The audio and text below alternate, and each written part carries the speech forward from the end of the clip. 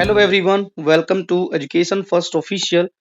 Dear kids, I hope कि आप सभी ठीक होंगे और जो है अपनी सेशन एंडिंग एग्जाम की तैयारी को मन लगाकर कर रहे होंगे। सो बच्चों, हम अपनी तैयारी को चेक करने के लिए आज एक सैंपल पेपर डिस्कस करेंगे क्लास 5 का, और ये सब्जेक्ट रहेगा त्वाउ द वर्ल्ड अराउंड अस। ये जो पेपर है बच्चों, ये एक सैंपल पेपर है। इसमें कुछ बेसिक जो इंस्ट्रक्शन दी गई है उनको पढ़ते हैं पहले। जैसे बताया गया है कि टाइम जो है 1 hour 30 minutes रहेगा, डेट लिखनी है, देन आपको अपना नाम लिखना है, फिर यहाँ पर रोल नंबर लिखना है। उसके बाद ये बताया गया कि कौन सी कॉम्पिटेंसी कितने जो है मार्क्स की है, यहाँ पर दिया गया। जैसे ऑब्जर्वेशन एंड रिपोर्टिंग, वो 10 मार्क्स के क्वेश्चन होंगे। आइडेंटिफिकेशन क्लासिफिकेशन 15 मार्क्स, और discovery of fact 15 marks. Total जो स्कोर रहेगा वो रहेगा 40। यहाँ पर इन्विजिलेटर के साइन होंगे, और जो ये पोर्शन है यहाँ पर एग्जामिनर जो आपका सब्जेक्ट सब्जेक्ट टीचर है तो आपका वो यहाँ पर साइन करेगा। अब चलते हैं क्वेश्चन आंसर की तरफ। पहला क्वेश्चन देखते हैं क्या है। पहली कॉम्पिटेंसी है ऑब्जर्वेशन एंड रिपोर्टिंग। यहाँ आपको कुछ पिक्चर्स दी जाएंगी, तो उनको देखकर हमें आंसर सेलेक्ट करना है। पहला question, observe the following pictures and answer the following. Very short answer के क्वेश्चन है, 6 मार्क्स के हैं। पहला क्वेश्चन है कि dash following is the national animal of India known for its strength and courage. ये जो पिक्चर आप देख पा रहे हैं, यहाँ जो पिक्चर दी गई है, ये हमारा नेशनल एनिमल है। यहाँ ऑप्शन दिए गए elephant, tiger, peacock and lion. तो बच्चों, जो टाइगर है ये हमारा क्या है, नेशनल एनिमल है। सेकंड क्वेश्चन है the symbol of dash mission is printed on currency note or to promote cleanliness and is based on the spectacles of Mahatma Gandhi. यहाँ आपने देखा होगा बच्चों कि ये जो स्पेक्टिकल्स हैं महात्मा गांधी के, ये आप जो है इंडियन करेंसी पर भी देख सकते हैं, और साथ ही एक जो है गवर्नमेंट ऑफ इंडिया के द्वारा एक मिशन चलाया गया है जिसका नाम है स्वच्छ भारत अभियान। ठीक है, स्वच्छ भारत अभियान मिशन, उसमें भी आप ये स्पेक्टिकल्स देख सकते हैं। तो इसका आंसर हो जाएगा D, Swachh Bharat Abhiyan. Third question है dash is a model of earth shaped like a ball that shows ocean continent countries and seas. तो यहाँ पर बताना है कि ये जो पिक्चर दी गई है ये किस चीज की है, ग्लोब, कंपास, स्केच, मैप। तो जो ग्लोब होता है बच्चों, वो एक मॉडल होता है अर्थ का, जिसके ऊपर आप जो है ओशियन देख सकते हैं, कॉन्टिनेंट देख सकते हैं, कंट्रीज भी आपको दिखाई देंगे, और फिर छोटे छोटे सी भी आप जो है देख सकते हैं किस पर, ग्लोब पर। Globe is a model of earth. Now next question is question 4 dash birds song is a sign of rain in Odisha. कि जो ये पिक्चर आप देख पा रहे हैं, ये पिक्चर है एक बर्ड है जो गाता है, तो वो साइन देता है किस चीज का, कि रेन होने वाली है, और कौन से स्टेट में, इन ओडिशा। तो यहाँ ऑप्शन दिए गए पिकॉक, कुयल और पैरट एंड ईगल। तो बच्चों, जो इंडियन कुयल है वो जो है जब गाती है, आवाज निकालती है, तो तब ऐसा लगता है कि बारिश होने वाली है। तो कुयल इसका आंसर होगा। नेक्स्ट है dash came from Mexico but is now used widely in Indian festival. आप देखेंगे बच्चों, ये जो प्लांट है या फ्लावर का है, ये मेनली जो है इंडिया में हर एक ओकेजन पर, चाहे मैरिज है, चाहे बर्थडे है, चाहे और कोई प्रोग्राम है, भगवान जी को भेंट चढ़ाना है, तो ये जो फ्लावर है ये देखने को बहुत मिलता है। तो ये किस चीज का प्लांट से बना है, रोज, जैस्मिन, मैरीगोल्ड एंड लोटस। तो बच्चों, ये जो है ये मैरीगोल्ड है, ये मैक्सिको से आया था। मैक्सिको कहाँ पड़ता है, यूएसए में पड़ता है। और जो है ये आज इंडिया में बहुत बड़े लेवल पर हर एक फेस्टिवल पर, या फिर कोई मैरिज है, या फिर बर्थडे पार्टी है, या फिर वैसे जो है हम इसको भगवान जी को भी जो है भेंट चढ़ाते हैं। आगे चलते हैं। अब bird who build beautiful hangings nest for from grass. तो यहाँ एक बर्ड दिया गया है, इसमें बताया गया है कि जो अपना घोंसला बनाता है, आप देख पा रहे हैं ग्रास को हैंग करके एक नेस्ट तैयार करता है, तो उसका नाम क्या है, मेल बया वीवर बर्ड, हिल मैना, पिजियन एंड टेलर बर्ड। सो बच्चों, इसका आंसर होगा जो मेल बया वीवर बर्ड है, वो क्या करता है, पेड़ों पर जो है अपने हैंगिंग नेस्ट बनाता है। ये थी बच्चों पिक्चर बेस्ड क्वेश्चन। अब हम आगे चलते हैं, आगे क्या दिया गया है क्वेश्चन वो जो है सॉल्व करते हैं। यहाँ लिखा गया है कि what does the three colours of national flag represent. आपने देखा है बच्चों की जो हमारा जो नेशनल फ्लैग है उसमें मेनली तीन कलर हैं। First is saffron and second is saffron के बाद व्हाइट एंड ग्रीन। तो ये तीन कलर हैं, ये तीनों जो है बच्चों कुछ न कुछ रिप्रेजेंट करते हैं, उनको हमने लिखना है। White and green, white and green, इसको हम यहाँ पर सैफरन कर लेते हैं कलर, थोड़ा सा हमें आइडिया रहेगा। सैफरन कलर जो है बच्चों वो क्या शो करता है, saffron stand for courage, sacrifice and strength of our country. तो हम यहाँ लिखेंगे सैफरन कलर स्टैंड फॉर किसके लिए, courage and sacrifice. And white, white colour किसके लिए, पीस ट्रूथ एंड ऑनेस्टी। इसमें हम जो है ब्लू कलर यूज कर लेते हैं। White colour stand for peace, peace truth and honesty, honesty. Now next is green colour, green colour, colour stand for, stand for growth, stand for growth, हमारे देश की ग्रोथ को और प्रोस्पैरिटी को show करता है, prosperity of the our country. So this is the right answer. Next question देखते हैं। व्हाट आर दीज, ये क्या है, ये बेसिकली बच्चों क्या नाम लेते हैं, कोरल है ये, जो कि समुद्र में पाई जाती है, coral. How do they help fishes and other sea animals. तो ये किस तरीके से फिश जो होती हैं समुद्र में या फिर अदर सी एनिमल उनकी कैसे हेल्प करती है वो बताना। तो व्हाट आर दीज हम लिखेंगे, these are coral, these are coral and sea plants. अब कैसे हेल्प करते हैं ये, तो हम लिखेंगे they help, they they help fishes and other sea animals by giving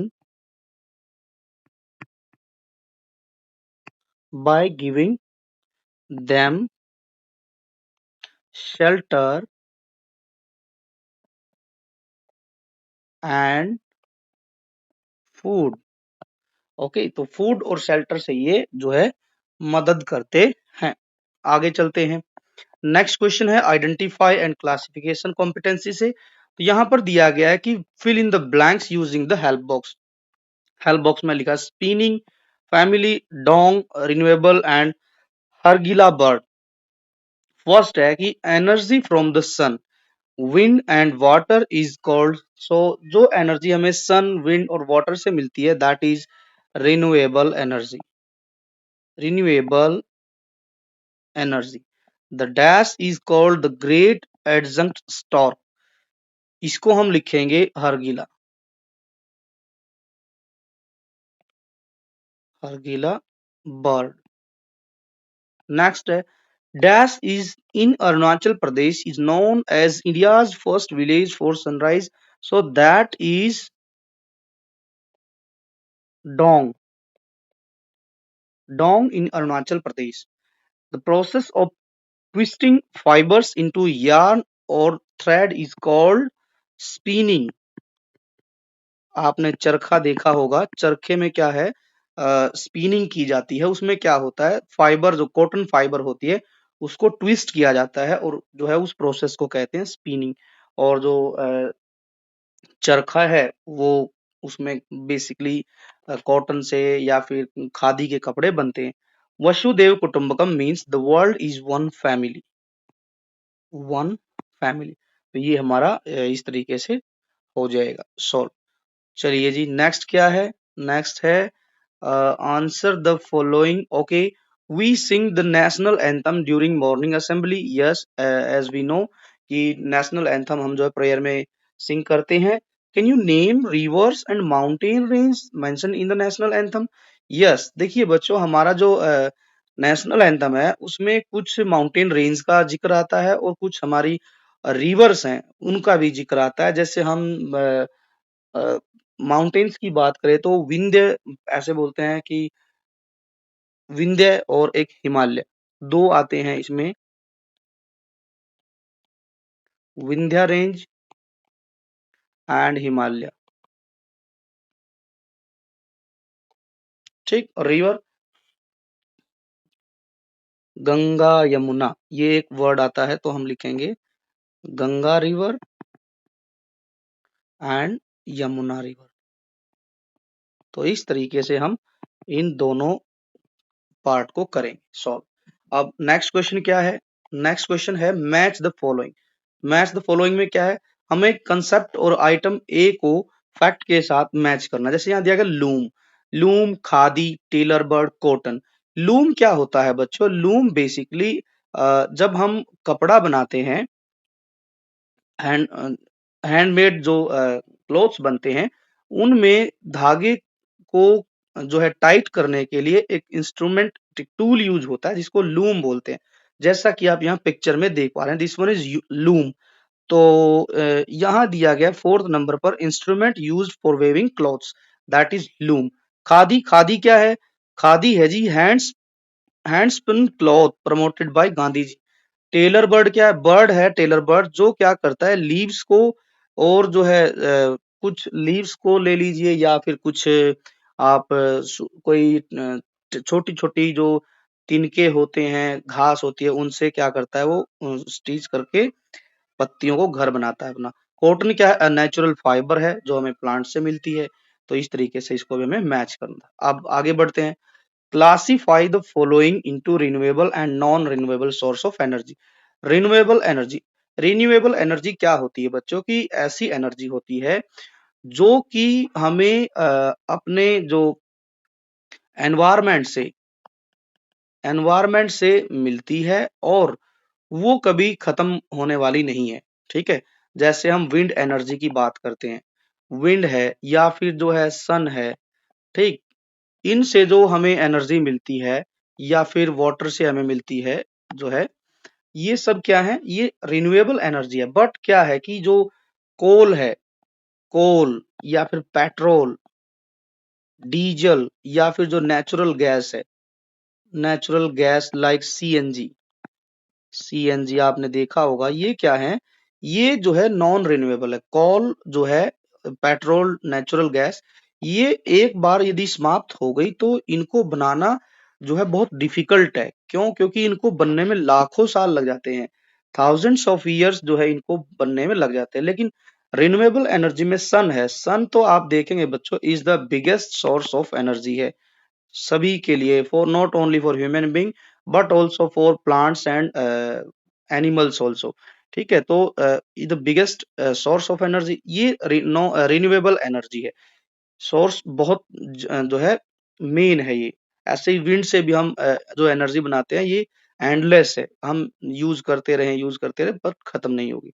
but coal जो है एक टाइम के बाद यदि हम इसको इन एक्सेसिव अमाउंट यूज करेंगे कोल को, पेट्रोल डीजल, तो ये वेरी सुन ये जो है खत्म होने की पोजीशन पर आ जाएंगे।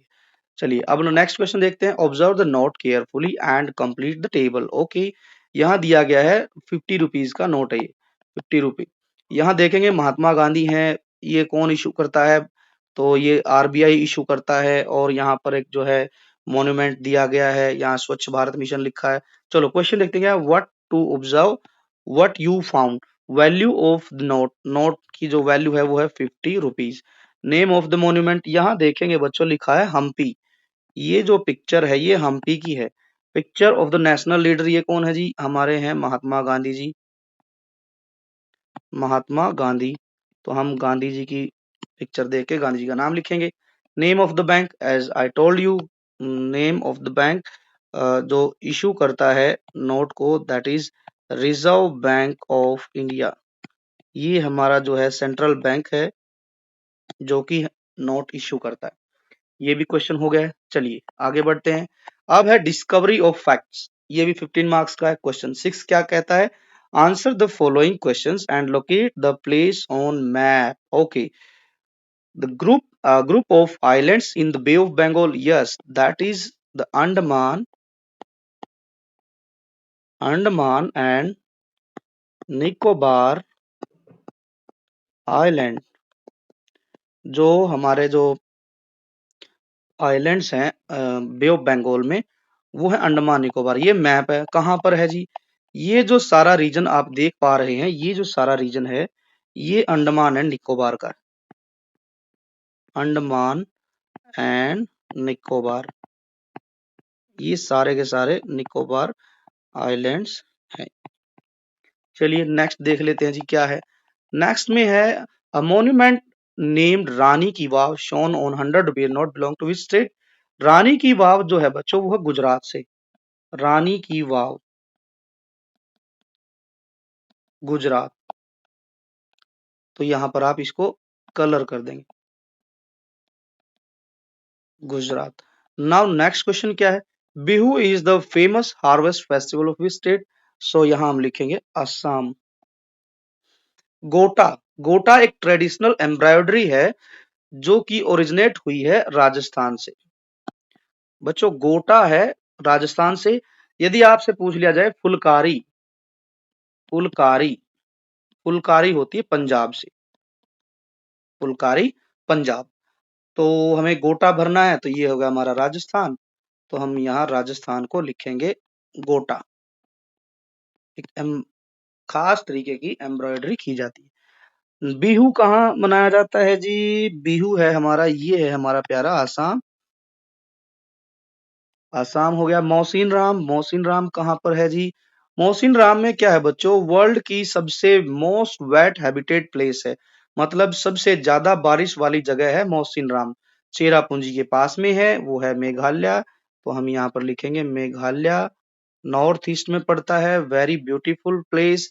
एक इंटरेस्टिंग फैक्ट यहाँ का क्या है कि यहाँ पर रूट ब्रिज पाए जाते हैं, रूट ब्रिज पाए जाते हैं यहाँ के जंगलों में। और यहाँ पर बहुत सुंदर सुंदर प्यारे प्यारे वाटरफॉल भी है।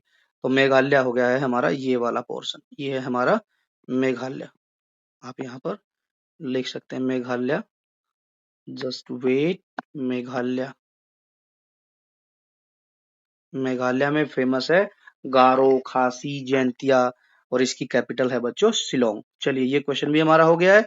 अब हम आगे बढ़ते हैं। क्वेश्चन क्या दिए गए हैं, answer the following question. Okay जी, फर्स्ट क्वेश्चन हम रीड करते हैं, देखते हैं क्या कुछ दिया गया है कि why should people across India care about protecting distinct place like Sundarban, mangrove and Silent Valley rain forest even if they are never visit them. यहाँ ये लिखा गया है कि जो इंडिया के कुछ खास जगह है जैसे सुंदरबन, मैंग्रोव्स और साइलेंट वैली जो कि उत्तराखंड में है, सॉरी साइलेंट वैली जो है केरल में है बच्चों। केरल में, जो उत्तराखंड में है वो तो वैली ऑफ फ्लावर्स है। यहाँ ये कहा गया है सुंदरबन मैंग्रोव है, साइलेंट वैली है, रेन फॉरेस्ट, वो चाहे हम उनको विजिट किए हैं या नहीं किए हैं फिर भी उन्हें बचाने की बात क्यों की गई है, ठीक है, क्यों लोगों को ये बोला जाता है कि इनको हमने बचाना है। तो इसका आंसर इस तरीके से लिखेंगे हम कि people people should care, people should care about these place because help protect help to protect nature। ये जो जगह यहाँ बताई बच्चों ये बड़ी ही सेंसिटिव है। ये दे save us from flood, storm, and give us clean air and water। इसके बाद हम लिख सकते हैं they are the home of many animals and rare plants। ठीक है, ये जो है किसका घर है, बहुत से ऐसे रेयर प्लांट्स है, रेयर स्पीसीज हैं जो यहाँ सिर्फ यहीं पर पाई जाती हैं। जैसे मैंग्रोव है, ठीक है, सुंदरबन मैंग्रोव, यहाँ पर मैंग्रोव पाए जाते हैं। ये मैंग्रोव क्या करते हैं कि जो बे ऑफ बंगाल से जो कोई भी ऐसा साइक्लोन आता है, ठीक है, या फिर कोई फ्लड की कोई सिचुएशन क्रिएट होती है, ये मैंग्रोव जो है मिट्टी को होल्ड करके रखते हैं और बाढ़ का जो रिस्क है, फ्लड का रिस्क है, उसको कम करते हैं। और यहाँ पर जो है देखेंगे तो हमारा जो बंगाल टाइगर है वो भी यहीं पर पाया जाता है। ऐसे ही साइलेंट वैली जो है बच्चों, वो जो है बहुत ही रेयर स्पीसीज जो पाई जाती है एनिमल्स की और प्लांट्स की, वो सिर्फ और सिर्फ साइलेंट वैली में पाई जाती है और कहीं नहीं पाई जाती है। और जो है ये नेचुरल हैबिटेट है बहुत सारे एनिमल्स का और छोटे छोटे जो हम कह सकते हैं बर्ड्स हैं उनका, इसीलिए इनको बचाने की बात की गई। ये बहुत ही सेंसिटिव जोन है, इको सेंसिटिव जोन कहलाए जाते हैं। चलिए नेक्स्ट क्वेश्चन देखते हैं। Why does seeing Earth from space remind astronaut like Sudhanshu Shukla that all people share one home without border?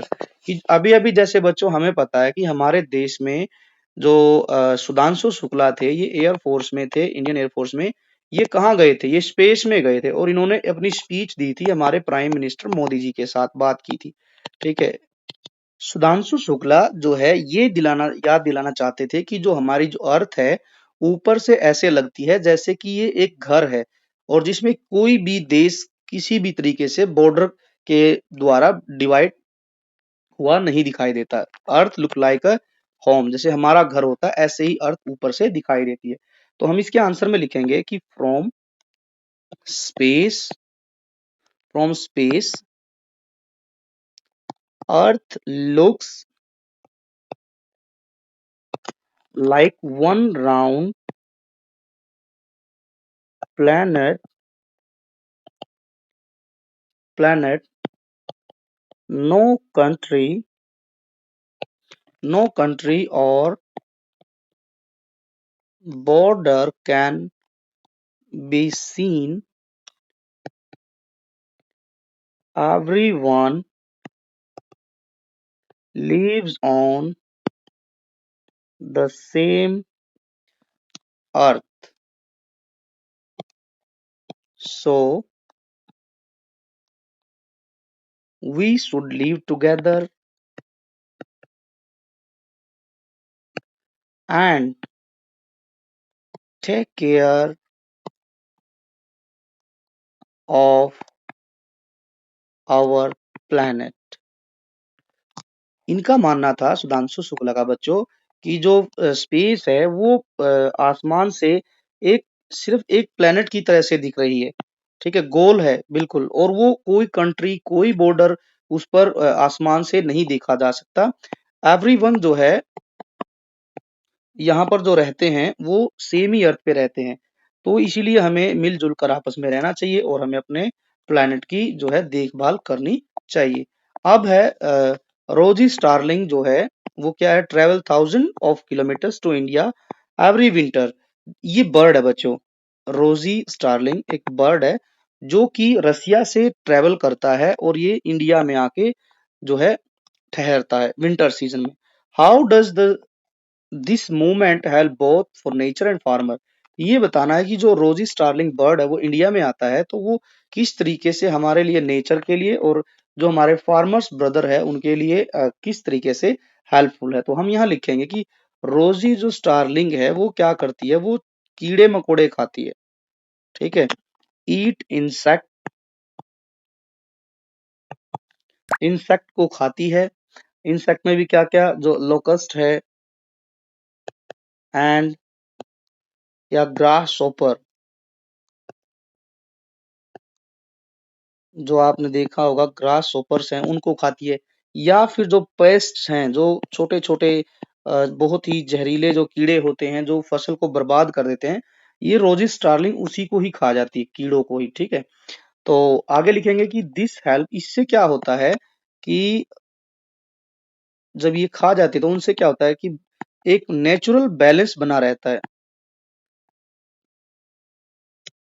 Nature में बैलेंस बना रहता है। किस चीज का कि ज्यादा ना तो इंसेक्ट्स बनते हैं या फिर ना ही पेस्ट बनते हैं। और जो है फार्मर्स के लिए क्या कर मदद है कि जब फसल खड़ी है किसान की, और उसमें लोकस्ट या फिर जो है ग्रास ऊपर आ जाए तो उसकी फसल को बर्बाद कर सकता है, तो वो क्या करती है, उसको खा जाती है, जो रोजी स्टार्लिंग है, तो उसकी फसल भी बच जाती है। फिर crops and are protected,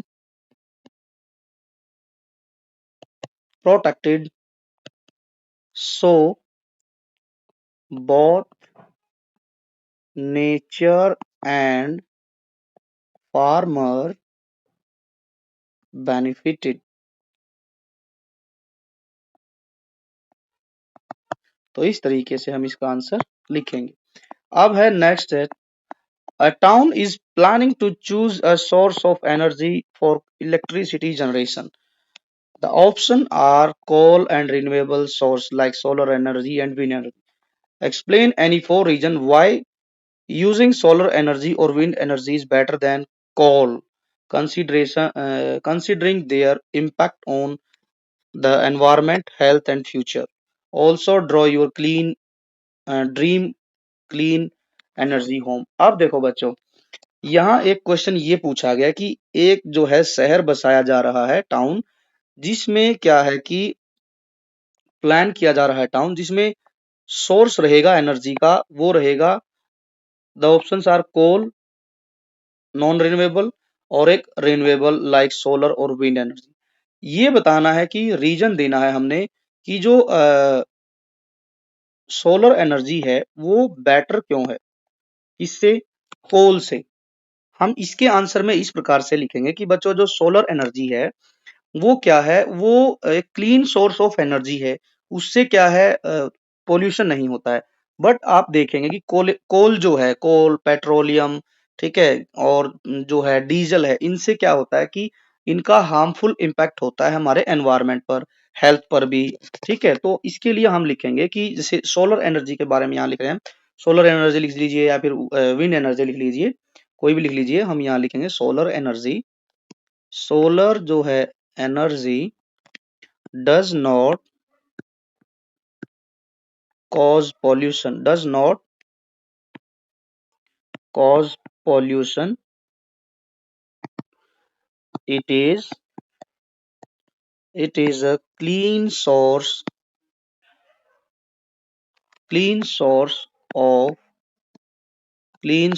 of energy।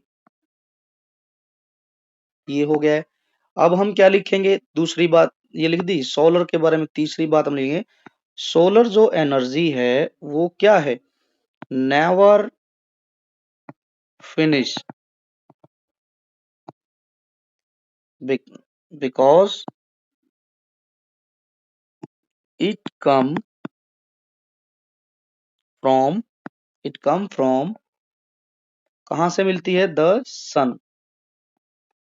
While, जबकि कोल क्या है, कोल कैन गेट ओवर, कोल यदि हम एक्सेसिव अमाउंट में यूज करेंगे, कोयला पेट्रोल डीजल, तो वो ज्यादा दिन दिन नहीं चलेंगे, वो दिन दूर नहीं रहेगा कि जिससे कोल फिनिश भी हो जाएगा। और दूसरा कोल का इम्पैक्ट क्या होता है बच्चों, हार्मफुल इम्पैक्ट जो है एनवायरनमेंट पर रहता है, पोल्यूशन का सबसे बड़ा जो है कारण है कोल। और हेल्थ इम्पैक्ट क्या होता है, हेल्थ इम्पैक्ट ये होता है इसका कि हमें जैसे एग्जांपल लेते हैं दिल्ली का, दिल्ली में क्या हो जाता है, हर साल सर्दियों में एनवायरमेंट पोल्यूशन होता है। क्यों, क्योंकि लोग जो है कोयला जलाते हैं, या फिर जो है पेट्रोल से गाड़ियां चलती हैं, ठीक, डीजल की गाड़ियां चलती हैं, तो उससे क्या हो जाता है, जो है धुआं निकलता है, स्मॉग निकलता है, वो हवा में फैल जाता है, जिससे कि हेल्थ इश्यूज होते हैं। किसी को जो है कफ हो जाता है, किसी को जो है हमारे सांस लेने में दिक्कत होती है। ठीक है, तो इस तरीके की प्रॉब्लम्स हमें देखने को मिलती है। और रही बात क्लीन एनर्जी होम बनाना है, तो ये आप देख पाएंगे यहाँ दिया गया है कि योर क्लीन एनर्जी होम। यहाँ आपने जो है एक जो है ड्राइंग बनानी है कि आप किस तरीके का घर आप बनाना चाहेंगे।